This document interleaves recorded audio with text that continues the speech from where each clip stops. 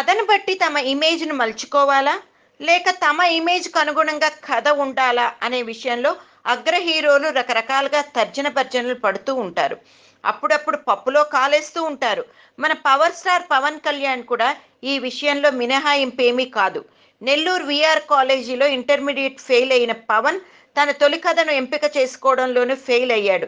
పవన్ అభిమానులకు ఆ చిత్రం 'అక్కడ అబ్బాయి ఇక్కడ అమ్మాయి' గుర్తుండే ఉంటుంది. ఈవీవి సత్యనారాయణ దర్శకత్వంలో ఈ చిత్రం 1996లో విడుదలై డిజాస్టర్గా పేరు తెచ్చుకుంది. పవన్ దర్శకత్వం చేయాలని నిర్ణయించుకున్నప్పుడు ఆయన ఎంపిక చేసుకున్న కథ 'జానీ' కూడా ఘోర పరాజయం పొందింది. తన దగ్గరకు వచ్చిన హిట్ స్టోరీలను సరైన జడ్జిమెంట్ లేని కారణంగా ఇతరులకు వదిలేయడం ఏమిటి? ఉదాహరణకు ప్రముఖ దర్శకుడు, రచయిత త్రివిక్రమ్ గారు అతడు కథను మొదట పవన్ కళ్యాణ్‌కే చెప్పారు. అది తనకు నచ్చలేదని తిప్పికొట్టారు పవన్. అప్పుడది మహేష్ బాబుకు వెళ్ళింది. సూపర్ హిట్ అయింది.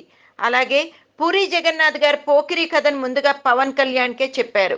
ఆయన రిజెక్ట్ చేశాక అది రవితేజ దగ్గరికి వెళ్ళింది. Ravi Teja bad luck. దాన్ని ఆయన వదులుకునేసరికి ఫైనల్‌గా మహేష్ బాబు దగ్గరకు వచ్చింది.